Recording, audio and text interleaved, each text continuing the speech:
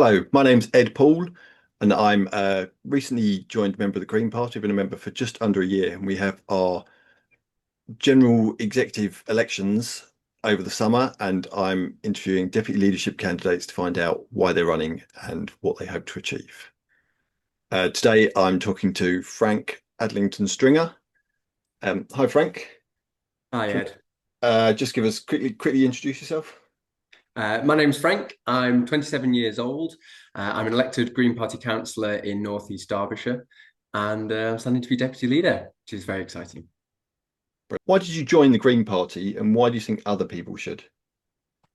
So I left the Labour Party at the end of the Corbyn era, and I think it's really interesting that we're having this conversation today, given the news about Jeremy Corbyn and Zara Sultana coming together to form a new party. And the reason that I left Labour was because I always felt that there was never enough recognition of the interconnectedness between climate justice and social justice, and that the Labour Party really were missing a trick in terms of being able to rebalance our economy, improve life for the working classes, and at the same time, we can be doing this whilst protecting our environment, and that those two things go hand in hand. And so that for me was an obvious thing that was missing, and I felt needed to change. So I I guess I come from a point of not believing that socialism alone can do this, but we have to be eco-socialists, and that's why I find the Green Party to be my home, where we have to protect people and planet, and those two things are one and the same, and that there is just no justice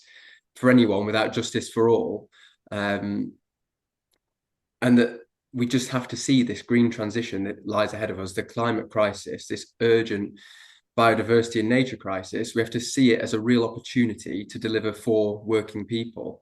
And for me, the Green Party understands that better than any other party. And in fact, it's the only party I think which truly recognises it. And so I feel like I've really found my political home here, and I've never looked back since joining from the Labour Party.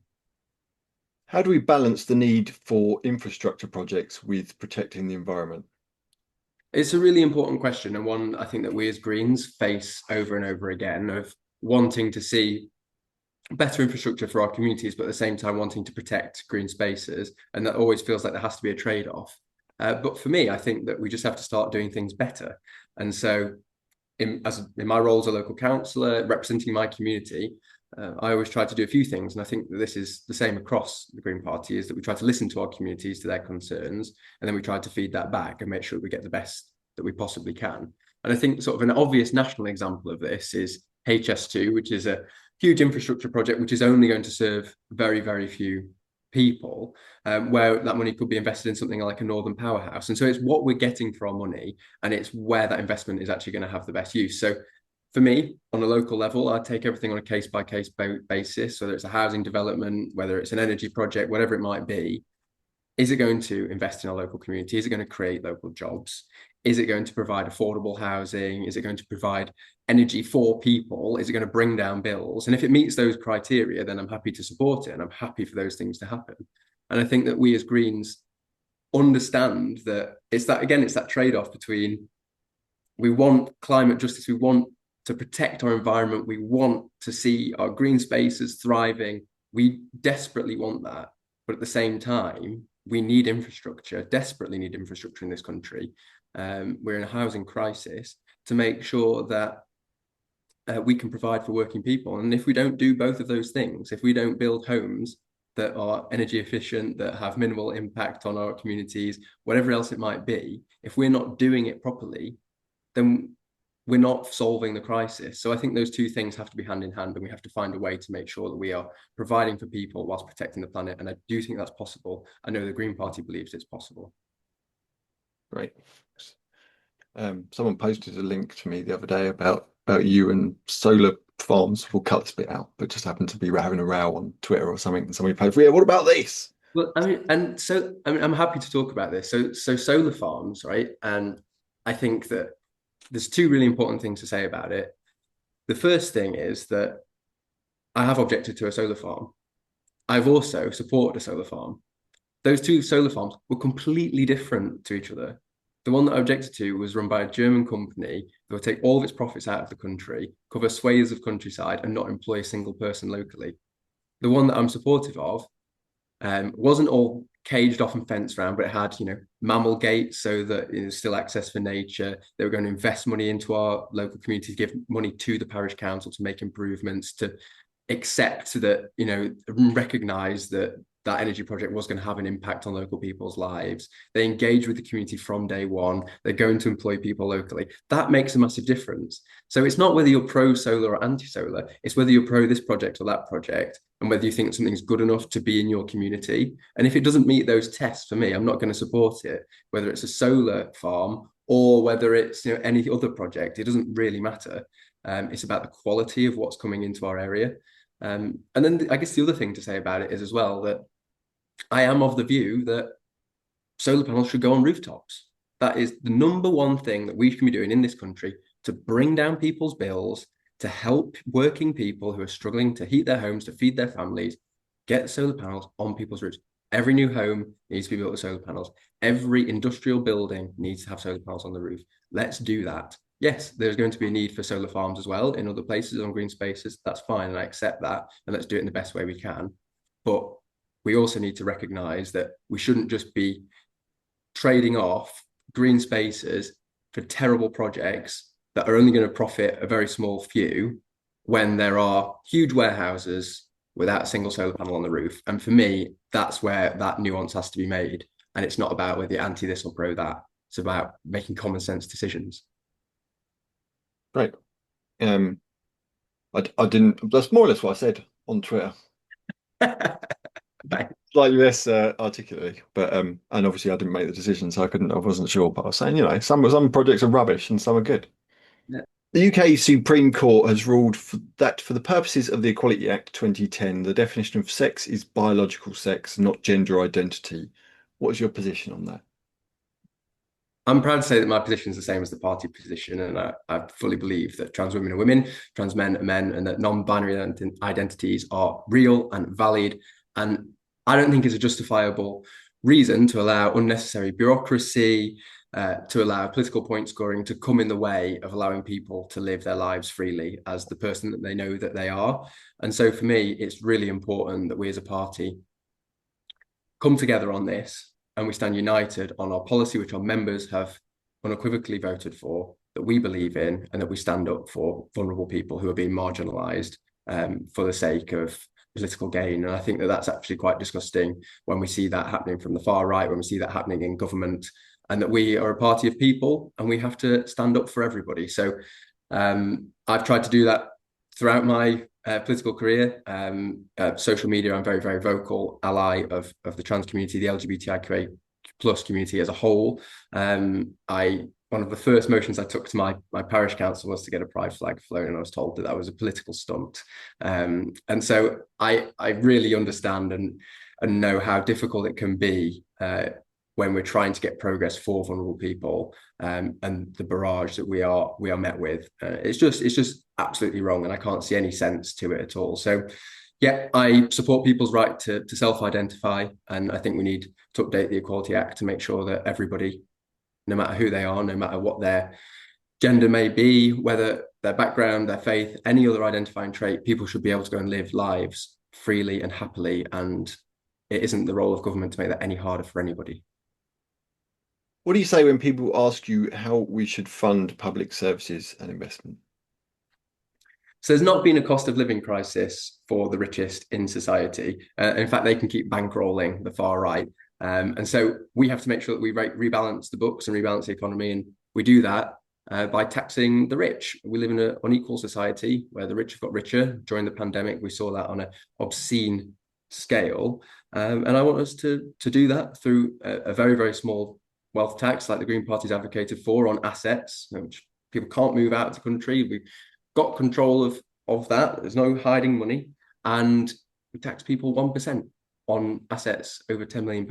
It's a simple solution to a massive problem that we face. And that money needs to go into a universal basic income, to renationalising our services, to rebalancing our economy, and to making sure that we have this redistribution of wealth, which is so necessary, and taxing capital at the same rate as income as well, just to make sure that we can get this fairness in our society where we have working people, teachers, nurses, people in our supermarkets, our farmers, people who are working so desperately hard to make the world keep turning, and they're not being paid fairly for that. And instead, there's a very, very small few that are reaping the rewards. And that's not fair. That's not right. And so for me, like I said at the very start of this, my socialism is very much rooted in that fairness and environmental justice, and that all comes together, and it's making polluters pay, it's making those that take advantage of people pay, and it's making sure that those of us that are working, those of us that are making society tick, that get rewarded properly.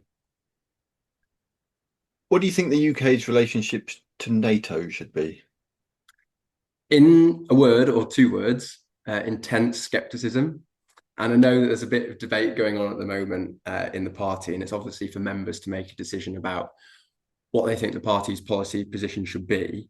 But I think we have to push heavily for international reforms, and that the British government really needs to step up and stop being a lapdog to the US.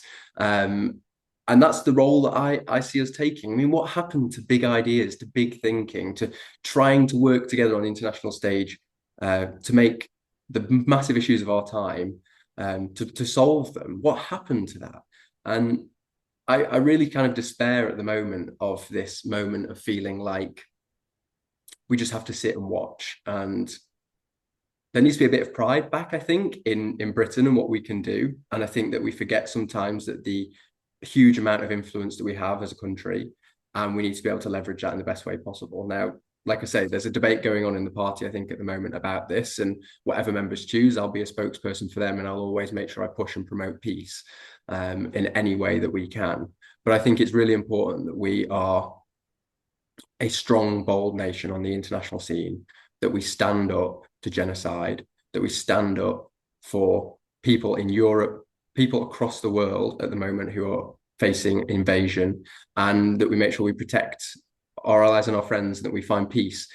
NATO obviously has major flaws, major flaws. And I think when I think about this, the way that a lot of people talked about the European Union and the problems that were with the European Union, and the argument that was made at the time is that we're such a stronger voice inside the room.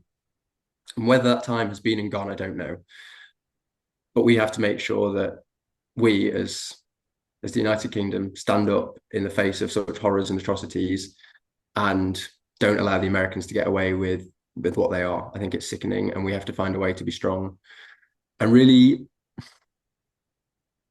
really find ourselves again, our identity as a nation, as a collection of nations, in confronting fascism, violence, murder, genocide, all of these things. And I think for too long we've just allowed it to pass because we're scared of not getting a trade deal, because we're scared of upsetting business as usual. I think that's not what this country's about. What is your feeling on electoral pacts and working with other organisations and candidates? So I was first employed by the Green Party as a campaign organiser in 2021.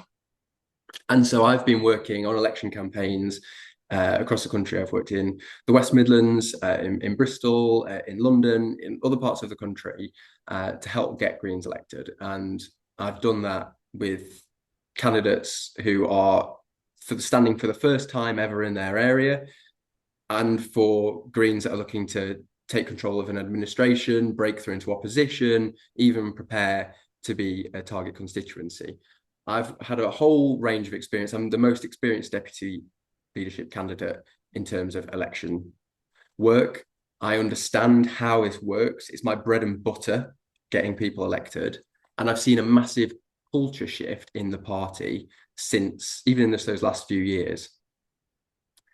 And we've got to a point now where we've got record success. We've got 4 members of parliament, we've got over 800 councillors. These are amazing things, and we've worked so hard to get here. And when I first joined the party, there was this talk of a pact with the Liberal Democrats, and Jeremy Corbyn always ignoring Caroline Lucas's calls for working together, and all of these things. And I don't believe that we've got to a point where we should be returning favours to anybody. I think that we are the strongest we've ever been. We're the strongest left-wing force in British politics. And it's not for us to give anyone a freebie. We have to stand Greens in every single seat in the country, in every election. We have to contest them, and we have to try to win. That's what we do. We're a political party. And I don't want to see any sort of reversal to that. Now, if there are other forces, we've talked about Jeremy Corbyn and Zara Sultana that are fighting for the same things as us and they can beat us, then they should beat us. That's the way that this works. We live in a democracy. But I don't think it's right for us to say, as the biggest left-wing force in the country, that we're going to roll back our success, that we're going to limit our opportunity for a yet unknown group, or for anybody else. We must continue to contest elections. There are people that want to vote for the Green Party and not for anybody else. And I think it's actually undemocratic to take that choice away from them. And we must continue pushing for success. We've shown what we can do when we work together, and I'm really proud of that. So we have to maintain that strength and not give in, not find another excuse to allow somebody else to do the job for us, because we can't trust anybody else to do the job for us, as we've seen time and time again. And so I'm a big believer in standing in every election, contesting them seriously, making sure that we're a credible force. We continue to win elections, and we'll face every new challenge that we get from any new party, from any change in left-wing politics, and we will do our best to make sure that we still have really good, strong, decent Green representation, not at our expense, because for far too long we've suffered under first past the post. We've suffered from the Labour Party refusing to work with us, from the Liberal Democrats refusing to properly engage with us. We've never, ever been given any assistance. I don't think it's our time to start giving it out now. How do you think we better convey the urgency and impact of the climate crisis? So I don't know if we have to get across to people the urgency of the climate crisis. I think that we've seen a huge change of thinking, and whilst the narrative at the moment seems to have swayed somewhat, I think the nature and climate crisis fundamentally is something that people care about. What we're lacking is connecting the dots between that and their daily life. And I think that what we have to do is go and stitch the hole in the back pockets of working people through nationalisation, through a wealth tax, through equalising society. And we do that by talking to people in a really common sense way about the things that matter to them, whether that be affordable public transport, whether that be bringing down their bills, making sure that everybody can get access to a green space, to clean water, to fresh air, all of the things that we value. And I think that for too long, we've talked about the abstract. We've talked about the climate crisis and how obviously we need to solve that. But for people that are really struggling day to day, it doesn't really matter. It doesn't really cut through. It isn't the number one priority. But all of the things that we know that the climate crisis is impacting, is making harder for people, do impact people. And so we have to get to a point as a party where we're not just seen as green, but where we're seen as actually having the solutions to the problems that everybody is facing, and that we are able to do practical things in people's lives to make life happier, healthier, fairer, cheaper for people. And at the same time, making the place we live a nicer place, a happier place, protecting our world. And I think that that's something that people really want. But people are yet to believe fully in the Green Party. I think we're still working really, really hard to get this message through, that we are about more than just a single issue. And we have to continue that progress. And I think we have made such great effort towards that goal, and we are getting there. But we do have to continue talking to people about the things that they face day to day in a way that makes sense to them. How would you, as deputy leader, support getting Greens off the ground in areas where there's currently little or no Green Party? One of the best examples I've got is East Midlands mayoral election. So my regional party, the East Midlands, didn't want to contest that election, and they didn't believe that that was devolution, and it isn't really. And that there, because of the problems with the structure of regional government, we should therefore protest and not stand a candidate. And for me, that didn't really make sense, because if we're going to have a mayor that's been forced upon us, then we should make sure it's a decent mayor. A mayor's going to do something good for us and use those powers, as problematic as they might be, to at least protect working people and our communities. And so I got together with literally 3 other volunteers, and we put together a campaign with just months to go before the election kicked off. All of the other candidates had been out and campaigning, been out on the campaign trail, some for over a year. And we'd never even stood a regional campaign properly before. You know, we'd had names on ballot papers, but we'd never really put together a regional campaign. We don't have, you know, we've never done a constituency level campaign successfully, never mind this. So it was something new and I wanted to have fun with it. And, you know, like I said, I've worked in campaign organizer roles. I'm elected as a councillor myself. I've done lots of local elections before.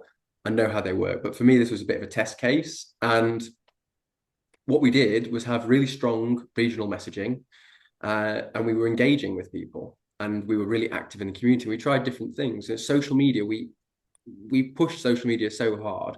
And you know, in that election, in those 2-3 months that we were campaigning, you know, I went from barely being known to over 13,000 followers, which was something, you know, that we just never really saw happening. We thought we'd have a bit of fun with it, but then to have, you know, a larger social media audience than some of our elected members of parliament, just by doing that was quite incredible. And so I think there's a lot to learn from that. And so doing it on a regional basis is one thing. But we need to do this nationally as well. And so as a campaign organizer, as someone who's worked for the field team for the Green Party staff team in elections, I've spent the last couple of years not just supporting parties on strategy and designing newsletters and recruiting volunteers and all of this kind of stuff. And I know the cogs of all of that election campaigning, but also visiting places. You know, a large part of what I was doing was going to go and help people, go and meet these candidates that I was supporting, go and get out and help to do things on the ground. And as deputy leader, I'll be exactly the same. I believe that it's absolutely crucial that we have an active deputy leader, someone who's got the time to do the job, someone who wants to get out there and interact with people, meet people where they're at, help them with their campaigning, and understands what it's like. You know, when I first joined the Green Party, there was no local Green Party where I was that was active. A few of us met in a pub and went about trying to restart the whole thing. And so I've seen the Green Party in all of these different forms and all of the different problems we face. It's going to take all of us to come together to fix them. And it's going to take lots of hard work and lots of energy. But if we nationally can do a little bit more of that East Midlands Mayor stuff, a little bit more of that regional messaging, if we can take that to a national level and cut through, if we can increase our polling by just a few percentage points, if we could leapfrog the Conservatives in the polls, if we could do these things, we can make life so much easier for people on the ground. And so for me, this is the thing. I understand how our system works, how we get Greens elected. Let's try and make it even better. Let's improve it. We don't currently have a whip system in the Green Party. How would you manage differences between your personal views and Green Party policy? I guess I'm going to have to do both of those things if necessary. But ultimately, Green Party leadership are spokespeople. It's not our job to set policy. And I'm really, really mindful of that, because the reason I love the Green Party is that we have a one member, one vote system, that we've got over 65,000 members across the country, and every single one of them has an opportunity to come to conference and to set policy. And that's the way that we work. We don't have a whipping system. We're based on people power. And I really love that. And so I'm never going to step in the way of that. And I think it is for our members to set our policy. Of course, there'll be times where I have personal differences with party policy. That will arise. I will do my best to be as professional as possible, to represent the party as much as possible, to go out there and champion the things that are great about our party. But if I fundamentally disagree with the direction that the party is headed in, if our membership decide, you know, with a majority that they want to do things which I don't believe are right for our party, for our country, for our communities, then I'm not the right person to be a deputy leader for that party, not the right person to fill that role. And so that's when I believe you have a decision to step away from that. And so for me, I'm happy to represent our party and understand that we will never, ever, ever all agree on absolutely everything. It will just not happen. But we have to do our best to find common ground, to find the things that we all hold true, our principles, our values, and do our best to go and represent those and talk about the things that are great. And we as a party will come together, I'm sure of it, because we have before and we will do again, to figure out our differences and to find a way where we can collaborate and make sure that the party policy is as best it can be. Because it's those conversations, it's those really tricky conversations between people, I think, that really get the best out of us and really make sure that we have robust policy and we have a party that knows what it stands for. How do we make a bigger impact with the media? We've got to be more interesting and engaging and exciting and build our own platforms. And social media is one of those ways that I've done that. Being open about your points of view, being open about the things you think, and delivering that to your community in a way that's going to get people to listen to you. I've never had any media training from the Green Party. We don't have those structures in place. And I think that's really important that we, going forward, find a way to share knowledge, to give people training, to give people the tools to go and represent their communities as best they can. And I understand, we're still a small party, we're still growing, we're still learning these things, but we are at a point now where we need to do this a little bit faster. So sharing knowledge, but we as spokespeople, as leaders, need to make sure that we're representing the party the best we can. And so for me, that's about ultimately that it rests with those of you watching now, members of the Green Party, to elect people that are engaging, interesting, and are going to deliver our policy in a way that transcends our own echo chambers and bubbles and actually gets out to a wider audience. And that's the thing that we've really got to think about in this election. I know I've got experience in doing that. I know that others have got experience in doing that, and we need to find a way to make sure that we can do that the best we can on the national level and empower people as well locally to do more of the same.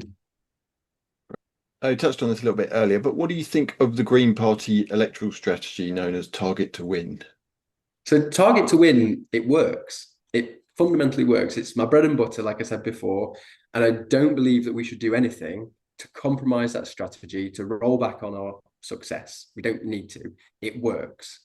I understand it better than anybody else standing in this election. I've worked in those roles, managing campaigns. I understand the functions on the local level, how it works for electing an MP, how it works for electing a councillor. I understand that. We shouldn't mess with that system. What we can do, and the reason why I'm standing for deputy leader, is because we can make it easier for ourselves. We are currently going out there and starting from scratch with a bundle of leaflets and some hardened knuckles and trying our best to convince people that have never heard of the Green Party or just have a very, very small imagined idea of what we're about. And so I think that the next thing we have to do is really unlock our potential in cutting through nationally, in making us a bolder force. And if we can do that, if we can leapfrog the other parties in the polls, increase our cut through, if we can do those things, we make it easier to get more Greens elected, and that cycle continues. So let's continue campaigning on the ground like we do. Target to Win, it works. Let's continue with that. But let's also, at the same time, and these two things aren't in conflict. I don't know why people think that these two things are in conflict. Have a national message that's killer, that's cuts through, that's kick-ass, that's on fire, that people want to hear, and that people are really proud of. And I fundamentally believe we can do those things because I've done those things. I did it at the regional level when I stood to be the mayor. At the same time as having this social media campaign in the East Midlands, we were also focusing on my council ward and delivering leaflets. I was giving leaflets to other people within the East Midlands who were trying to get elected as councillors and giving them leaflets saying, go and deliver it in your area. You can do that. You can have really dynamic messaging. I'm happy to sit here and say, I don't believe in the monarchy, I want to tax the rich, and be an elected councillor in an area that's been conservative forever because I represent people locally and their concerns, and they're happy to have someone that's passionate and bold. So I don't understand why people think these things are in conflict. And we have to do a better job of talking to people from the national level, increasing our profile and making it easier for our volunteers, our activists, our campaigners thank you to all of you, for everyone who's put in the hard yards, because it has taken all of our effort to get to where we are now. And let's not put that at risk. Let's keep doing what we're doing, what we know works, and make it easier for everybody. For me, it makes total sense. And I know that campaigners, elections experts across the country would find that so much easier to be able to go and do the jobs that they want to do for the party and to be able to get out there and get even more Greens elected. So again, it's a massive opportunity and not one that we can afford to get wrong. What's your approach to people who disagree with you? When people disagree with me, I try to really pride myself on listening. And I think we briefly touched on this earlier, but there is never going to be a situation where two people do see entirely eye to eye. And we've got to find a way of working that out, whether we're in the same party or whether it's across the political spectrum, because ultimately we've got to find the common ground, the solutions to make sure we provide for people. And there isn't really much worth in storming off away from each other and refusing to engage with each other. At the end of the day, we are always going to live in a world with different opinions, with people who think differently to us.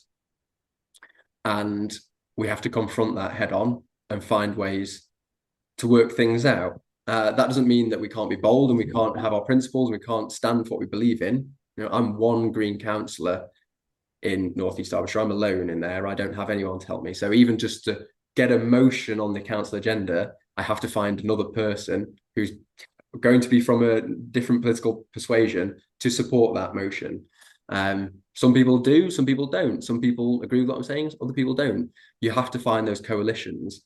And that's what we as a party need to do more of. We need to find more coalitions. I think people that agree with you 70, 80% of the time are your allies. And, you're going to have different friendships at different times, different partners at different times to get things done. And we just have to do more of that, because we can't let perfect be the enemy of good. And we have to make sure that we can do everything we can whilst being principled. And so for me, it's about listening to other people, trying to see where they're coming from. I think that my politics has generally come from a point of trying to understand other people's perspectives and trying to find a way to convince them to agree with us, and trying to find a way to learn a little bit about maybe where we have blind spots as well. But that doesn't mean giving up on the things we believe in. We can be bold. And when people don't agree with us because they want to be facetious, because they want to play games, then that's the time to walk away. But I think that what we need a lot more of in politics and in our communities is understanding. And post-Brexit, we've just seen divides in families, in friendships, across our communities, and politics has become very, very alienating for people. It's putting people off a lot of the time. People don't want to get involved. But then we just see an increasing divide between people. And we as Greens are offering hope and positivity, and we have to act in that way. We have to lead by example. Which Green Party policy would you change?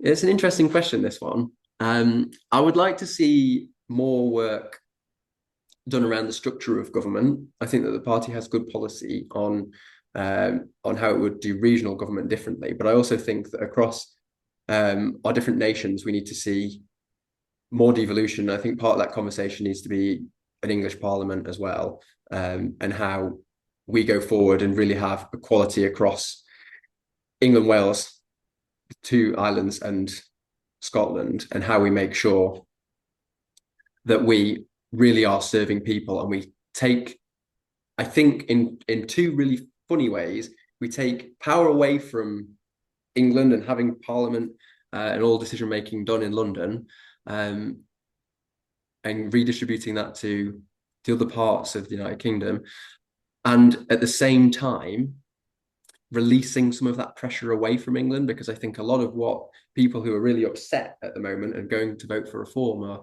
are talking about is the fact that they feel like they're voiceless because they've become part of this London parliamentary Westminster bubble, and they don't believe that that's serving them. So I think that that's something that we could do more work on as a party, in terms of structure of government. That's quite dry stuff, though, not very exciting for the average voter. And then I think that there are other policies that the party has, around GMO crops, around fluoride, which are a little bit out of date and which could do with being looked at as well. And yeah, I think we as a party can really. It's great that we set our party policy. Should probably sometimes come back for a review a little bit more frequently, I think.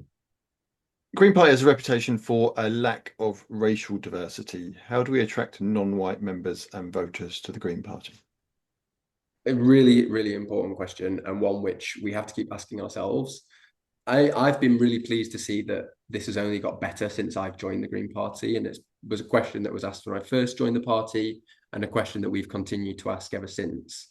And I'm delighted to say that I think the party is making progress, but it certainly isn't in the place where it needs to be, and that we just have to continue that. As a white man answering that question, I think that actually what I would love to see is the voices of others answering these questions, and that we're making sure that we are, as a party, are listening to different communities, as we always should be. One of the things which really matters to me about the future of the party, and the reason I'm standing to be deputy leader, is to lead the party. It's to help shape the structures of the party, the organisation as a whole, and the things that I think we can do better. We've talked about electoral strategy today. We've talked about policy. We've talked about all these different things. But traditionally, the party's had a bit of a closed shop approach, and it's been, we've got to try and get our leaders elected, because that's the next thing we've got to try and do. We've got to try and hold on to the one seat we've got. We've got to try and do these things. And I understand why all of that effort's been, in those decisions, and why that's happened. But I think what the party's failed to do properly is to invest in local community campaigners. The party's only just starting to think about how we reach out beyond our membership to get really good candidates, and how, when we have those candidates, we give them tools necessary to be able to cut through. And so that comes with training, that comes with making sure we've got good outreach, and that comes ultimately with building the party profile nationally as well. And so there's a lot of work to be done there. But I would love to see us going into the next election saying we're not trying to elect 4 people that might be in our leadership team, or who are in existing seats, or whatever else it might be. And I don't think the party's at that place anymore in terms of its thinking anyway. But we need to be getting to a place where we're saying we're going to elect 40 MPs. We're going to elect so many Greens to Parliament, and we're going to be ambitious, and we're not going to be scared of that. And that those people, we know who they are. They're from a diversity of different backgrounds. They represent their community, and they are not just picked out of a hat, but they are given the genuine levels of experience that they need to do the job properly.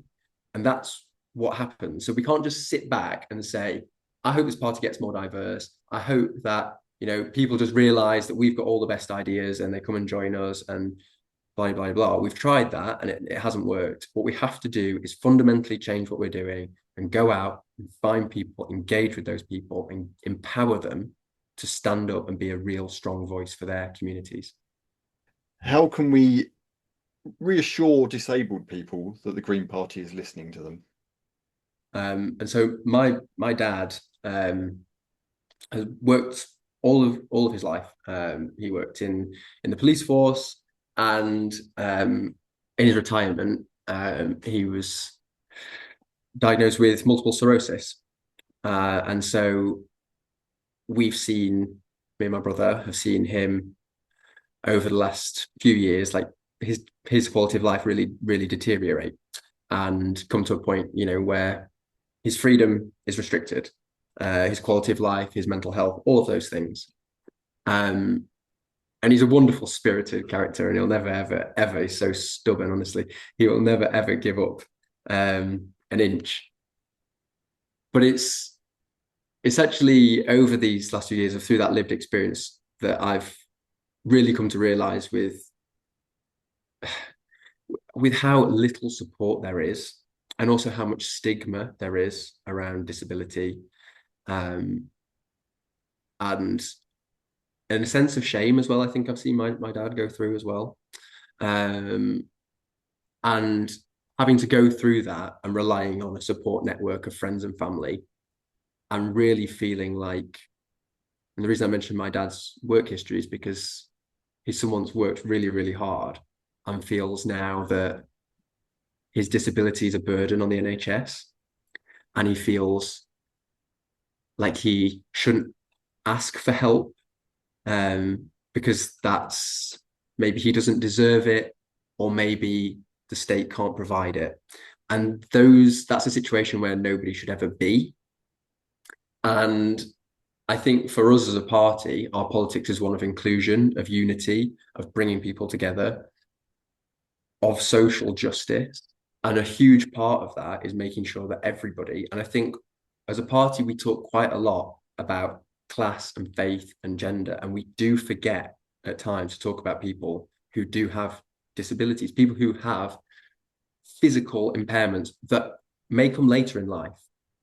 These things could happen to any of us. And so I think we really need to be switched on in terms of how we talk about this. And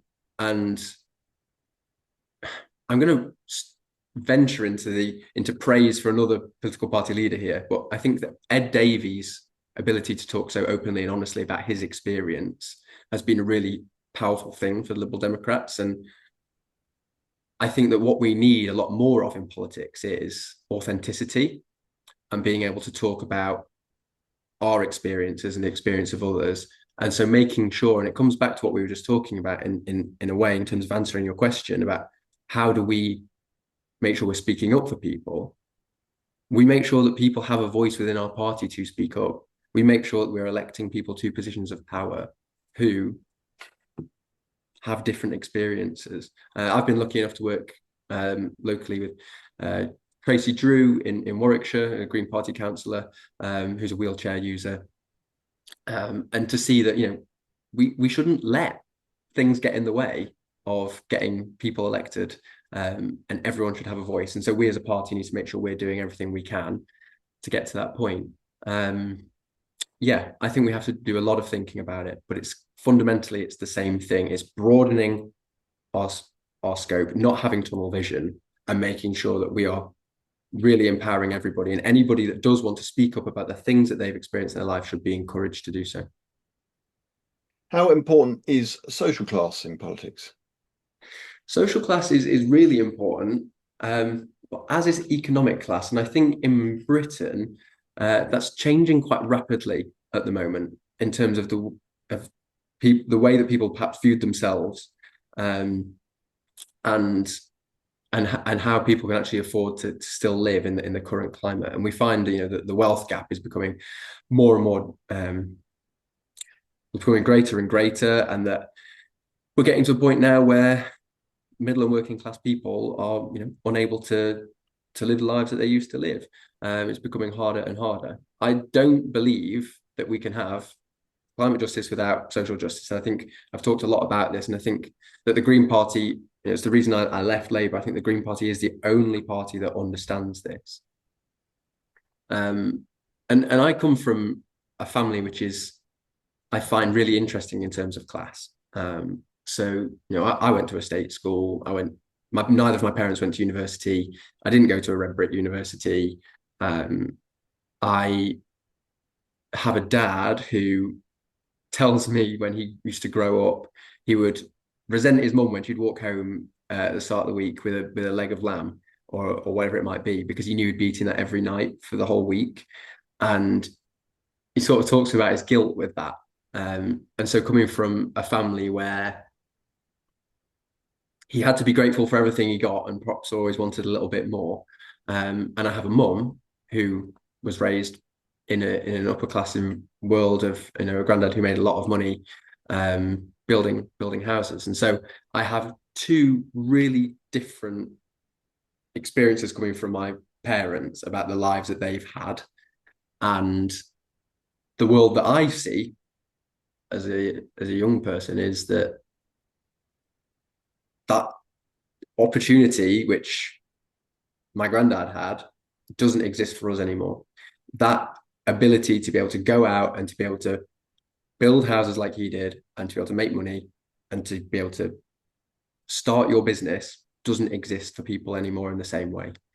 And I see this thing from my dad of, you can work really, really hard your entire life and you don't get the rewards that you deserve. And so there is no fairness, and there's nothing just about the system that we live in. I've had to work my entire life. I've worked in a supermarket stacking shelves. I worked on a butcher's counter. That was my first job. Cocktail bars, restaurants, bouncy castle factory, you name it. Like, I've done these jobs, and I'm sick of temporary contracts, 0 hours, minimum wage. I'm having to accept that that's enough. And so for me, it's really about bringing fairness to that system and making sure that we have, and this was part of my pitch for East Midlands Mayor, was a green industrial revolution is what I talked about. And that matters because the industrial revolution was, the East Midlands was at home to that. But talking to people in a way about what we can do for the future, about what we can do for our country, about being proud about Britain again, about being proud of making things, of being clean and green, about having a fair society and creating jobs for people, making their public transport more affordable, bringing down the cost of their bills. All of those things go hand in hand. And I really want us to sell that story, to show that vision that better is possible and that hope is absolutely on offer. It's on the table for each and every one of us, no matter who you are, where we come from. What other issues are important to you? So many things are important to me. So many issues are important to me.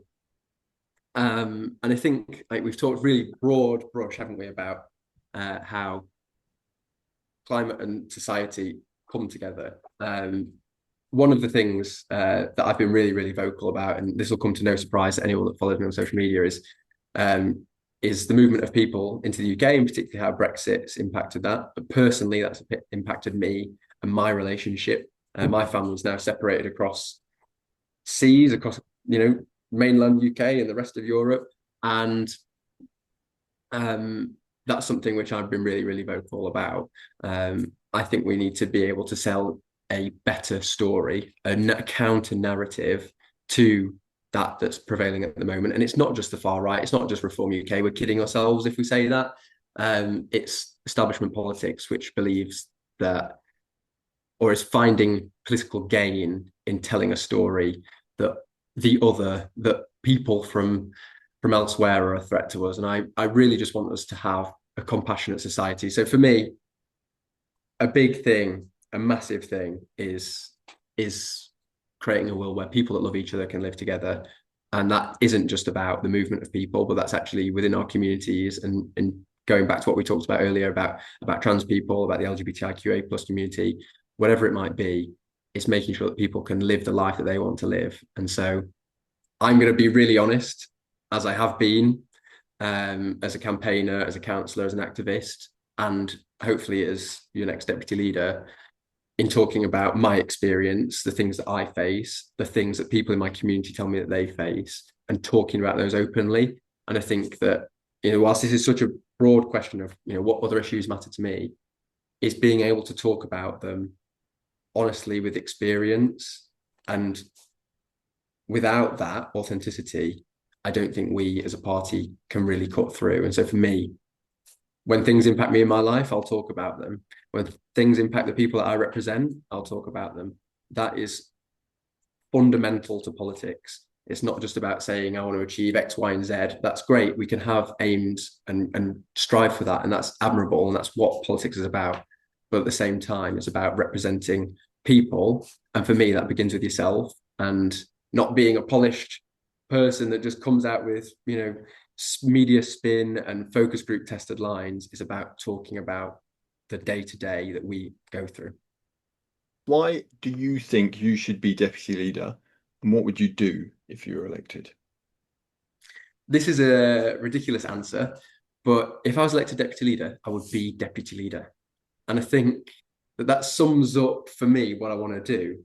I want to go out and do the job in your local area. I want to visit your local party. I want to come to your community. I want to hear about things that matter to you. And I want to be able to feed that back to our national party through not just internal structures, but being able to speak out about those things that we face across the country, because no two communities have the same issues. And I want to be there and present, learning about the places that we represent, but also helping you to get more Greens elected. And so that's really the fundamental of it for me, is how do we achieve more Greens elected? We have a better social media strategy. We cut through nationally. We have great messaging and fantastic comms, and we are funny and we are witty and we are kind and we are caring and we are honest. And we're a party that people look at and say, I relate to that party. I understand them. They hear me. And that's what I want us to become, a party which really understands how to speak to people in a way that makes sense, common sense language. And I think I've got the skills and experience to do all of that. I've worked in the field team. I've got Greens elected on the ground. I understand target to win. It's like the back of my hand. I know how that works, and I know its pitfalls, and I know why it's so successful. And I know how we can improve that on the national level by having a leadership team that really understands cutting through. And so all of that together for me is my vision for the party. And I feel incredibly honoured and privileged to be in a position now where I can actually present myself to the party as a credible, viable candidate to be deputy leader. It kind of feels surreal in many ways. The nominations process to come out of that with over 100 nominations, to have more support than any of the candidates, I'm not going to ever like fully accept that. I don't think it's beyond belief. And I just really want the best for this party. I'm so proud of us and the progress we've made. And if I can offer anything to this party through my skills and experience, I absolutely will. Great. Thanks very much. Thank you, Good Ed. luck.